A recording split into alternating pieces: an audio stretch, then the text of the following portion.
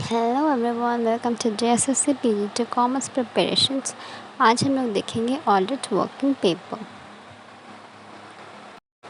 Audit working papers are used to document the information gathered during an audit। तो audit working papers होता है document के जैसे, जो हम लोग ऑडिट करते वक्त बहुत सारे इन्फॉर्मेशन गैदर करते हैं। जो लास्ट में ऑडिटर ओपिनियन देता है तो उसमें एज एन एविडेंस ये काम करता है। It also provide evidence that an auditor has properly planned and supervised। ये एविडेंस ये भी दिखाता है कि ऑडिटर सिस्टमैटिकली प्लान किया है और सुपरवाइज किया है। तो ऑडिट वर्किंग पेपर एक डॉक्यूमेंट है। एज एन एविडेंस हम लोग प्रूफ कर सकते हैं कि ऑडिटर अच्छे से प्लान किया है, सुपरवाइज किया, सारा डॉक्यूमेंट्स कलेक्ट किया है। Fine, now let's move on to who does the audit work. ये ज़्यादातर ऑडिट स्टाफ प्रिपेयर करते हैं या फिर ऑडिट सीनियर, और इसको रिव्यू करते हैं audit senior managers and partners. और once audit has been concluded, जब कंक्लूड हो जाता है, ऑडिट सारा हो जाता है, वेरीफाई, वाउचिंग सब हो जाता है, तो इसके बाद हम उससे बोलते हैं कि लीगल एविडेंस, जो हम लोग कोर्ट में भी फाइल कर सकते हैं। ये लीगल एविडेंस है। See advantages of audit working paper. First, it is helpful in preparation and certification of audit report। Next, जो ऑडिट वर्क को करते हुए इससे हमें हेल्प मिलता है। नेक्स्ट है ऑडिट स्टाफ के बीच में जो भी वर्क है that can be easily divided. ये एक परमानेंट रिकॉर्ड है। Next it bridge gaps between original transaction and financial statement. Original transaction जो journal entry, ledger, trial balance बनाते हैं, उसमें जो भी एरर आता है, रेक्टिफिकेशन, एडजस्टमेंट करना होता है, वो हम लोग ऑडिट वर्किंग पेपर के थ्रू कर सकते हैं। Next, it acts as a basis for review and revision of internal control system. It helps in training and evaluation of audit staff. Now here's a question. The following are the advantages of audit working paper except first, to provide basis for subsequent audit. हाँ, इसके बाद जो भी audit है उसका ये basis है।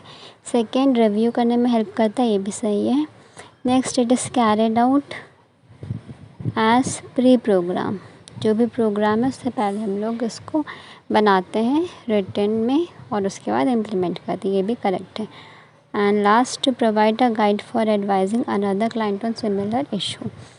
ये नहीं होगा, कोई एडवाइस नहीं करता है। ABC will be correct and D is wrong option. Next अब हम लोग देखेंगे audit programme. It is a list of examination and verification steps to be applied and set out in such a way that the interrelationship of one step to another is clearly shown and designed, keeping in view the assertion describable in the statement of accounts produced for audit। Audit programme होता है examination और verification हम लोग करते हैं, step by step process रहता है जो क्लियरली डिज़ाइंड रहता है। इसका डेफिनेशंस देखते हैं ताकि ये और क्लियर हो जाए। An audit programme consist of series of verification process to be applied to financial statement and accounts. ठीक है, तो ये वेरिफिकेशन होता है जो एक स्टेप वाइज होता है, जो हम लोग फाइनेंशियल स्टेटमेंट ऑफ अकाउंट्स जैसे कैश फ्लो और बाकी चीज़ में हम लोग अप्लाई करते हैं।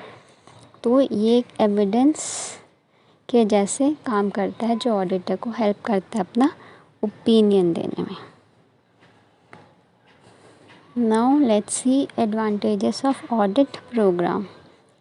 फर्स्ट है to provide assistant total and clear set of instruction of the work. तो ये एज एन असिस्टेंट काम करता है इंस्ट्रक्शन प्रोवाइड करने में, काम कैसे कर सकें। Second, essential for major audits के लिए एसेंशियल है, ये ओवरऑल वर्क कैसे बताता है, कैसे क्या करना है। Next, selection of assistants for job, बताता है कि किसको क्या में सेलेक्ट करें, उसका कितना कैपेबिलिटी, कितना कैपेसिटी है, उसको हम लोग प्लान करते, डिफ़ाइन करते हैं और वर्क को हम लोग डिस्ट्रीब्यूट कर देते हैं। Without proper written programme it is essential to have a mental plan. अगर रिटन नहीं है तो एक मेंटल प्लान होना चाहिए, बट मेंटल प्लान का क्या है कि हम लोग ओवरलुक कर देंगे एक ही चीज़ को, बार बार देखेंगे जिससे डुप्लीकेट हो जाएगा, या फिर कुछ बुक्स ऑफ अकाउंट को इग्नोर कर देंगे। तो इसके लिए audit programme is audit programme से ये सारा रिड्यूस होता है। Next, it is a guide for audits in succeeding year, next years के लिए ये एज अ बेस काम करेगा। By putting signature responsibility accept, जब हम लोग साइन कर देते हैं तो हम रिस्पॉन्सिबिलिटी एक्सेप्ट कर देंगे कि वही एक ऑडिटर स्टाफ है जिससे गलती हुआ है। तो अगर नेग्लिजेंस या कुछ भी होगा तो हम लोग उसको ट्रैक बैक कर सकते हैं। Next is series and evidence for an events regarding negligence on the part of auditor. ये एविडेंस काम करता है अगर ऑडिटर की तरफ से कुछ नेग्लिजेंस हो जाता है तो it may be considerable value in establishing that he exercised reasonable skill and care that was accepted of professional auditor। तो अगर कंपनी या कोई भी पार्टनर उस पर बोल रहा है कि ऑडिटर सही से नहीं हुआ है तो ये एज एन एविडेंस प्रूफ रहेगा कि उसने सारा रूल्स एंड ड्यूटीज़ अच्छे से एक्सरसाइज किया है। तो it will act as an evidence.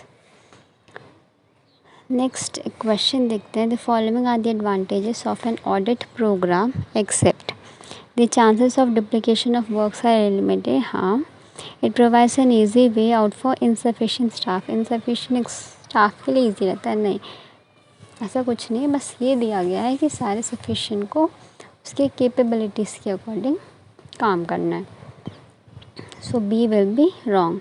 The division of work among assistants is easily possible। division कर लेते हैं और evidence as a court में ये useful है। So option B will be wrong। Now let's see few of the disadvantages of audit program। First है work mechanical, हो सकता है कि जो प्रोसीजर वो लोग करते आ रहे हैं वही कंटिन्यू करेंगे without understanding of the audit scheme. Next है program often tend to become rigid और इनफ्लेक्सिबल होगा, उसको चेंज नहीं कर सकते हैं। अगर ऑपरेशन चेंज भी हो गया तो भी हम लोग वापस जो पुराना वाला ऑडिट प्रोग्राम था वही कंटिन्यू कर रहे हैं।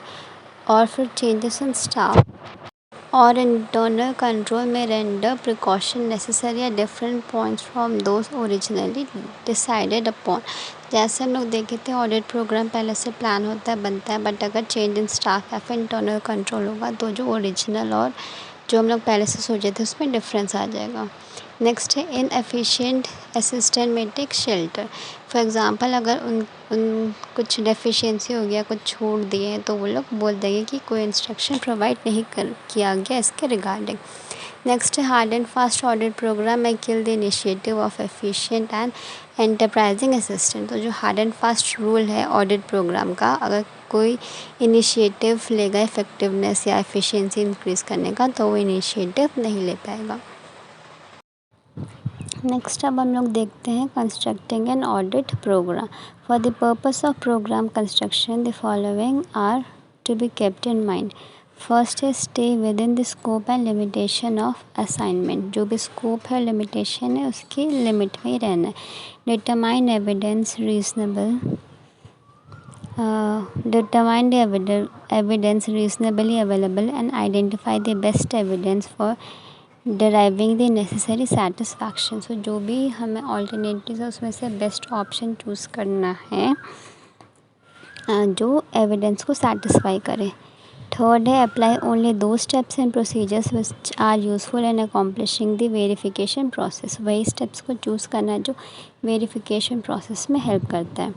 Fourth consider all possibility of error. और लास्ट है coordinate the procedure to be applied to related items. ठीक है, फर्स्ट हमें क्या करना है, स्कोप और लिमिटेशन के अंदर ही रहना है। सेकेंड है एविडेंस डिटरमाइन करना है जो हमें सेटिस्फैक्शन दे। थर्ड जो भी अननेसेसरी स्टेप्स है उसको हटा देना है। फोर्थ है जो भी एरर्स का पॉसिबिलिटी उसे देखना है। और लास्ट है कोऑर्डिनेट करना है हमें the procedures to be applied to related items. जो भी प्रोसीजर अप्लाई होगा उसके साथ हमें कोरिलेट करना है। नेक्स्ट लेट्स सी, अब इसका एग्जांपल्स देखते हैं कैसे हम लोग वेरीफाई करते। जैसे अगर हमें सेल्स को देखना है तो सेल्स का एविडेंस क्या है, इनवॉइस देखना है, प्राइस लिस्ट देखना है, forwarding notes, inventory issue records, acknowledgement of the receipt of goods, ये सारा हमें चेक करना है। नेक्स्ट अगर कैश इन हैंड है तो कैश इन हैंड का बेस्ट है उसको काउंट करना है। और एक इसका कॉन्सेप्ट है कैश को काउंट करने का। Cash is a material thing और वो हमेशा मटेरियलिटी कॉन्सेप्ट में काउंट होगा। नेक्स्ट है for investing pledge with bank, the bankers pledge जो भी करेंगे बैंक के साथ उसके लिए बैंक का सर्टिफिकेट चाहिए। फिर book debts, clients ledger, invoice, इसके लिए हमें स्टेटमेंट मांगना है कंज्यूमर से एज एन सपोर्टिंग डॉक्यूमेंट। अब हम देखते हैं डेवलपिंग द ऑडिट प्रोग्राम। अब डेवलप कैसे करेंगे। फर्स्ट है राइट ऑडिट प्रोग्राम, जो भी है उसको हमें माइंड में नहीं रखना है पर लिखना है। Second audit objective and instruction to assist, हमें ऑब्जेक्टिव बताना है कौन कौन सा एरिया कवर करना है। और proper work control of execution of work भी देखना है और कंट्रोल में है या नहीं। Second Reliance of internal control. Internal control क्या बोलता है, जो भी हमारा अकाउंटिंग सिस्टम है कंपनी का उसके अंदर क्या क्या प्रोसीजर है, नेचर है, टाइमिंग कब कब होता है, वो सारा को हमें उस पर डिपेंड होना है। नेक्स्ट है timing of performance of procedure. Timing देखना है, हमेशा ऑडिटिंग का एक टाइम रहता है, उस टाइम ही ऑडिट होता है। मे बी वो एंड ईयर में होता हो या फिर फाइनेंशियल ईयर के एंड में होता है। जैसे यहाँ पे लिखा हुआ है फॉर एग्ज़ाम्पल सिक्योरिटीज़ का बैंक बैलेंसेस का हमेशा ईयर एंड में होता है। नेक्स्ट है ऑडिट प्लानिंग। ऑडिट प्लानिंग होता है कंक्लूजन दे देता है, जो भी प्रीवियस ईयर का ऑडिट होता है उससे रिलेटेड जो अभी हम लोग ऑडिट प्रोग्राम कर रहे हैं उसका प्रोग्रेस या फिर मॉडिफिकेशन वो सब में हेल्प करता है, इसे हम बोलते हैं ऑडिट प्लानिंग। तो such consideration is based on auditor's review of the internal control. ये रिव्यू बताता है कि ऑडिट मतलब जो ऑफिस का internal control his preliminary evaluation देफर and the result of his compliance and substantive procedures के बाद इंटरनल कंट्रोल देखता है इसका रिजल्ट्स क्या आ रहा है, कंप्लायंस और इसका प्रोसीजर क्या क्या है, ये सब ऑडिट प्लानिंग में हम लोग देखते हैं। So that's all for today. Thank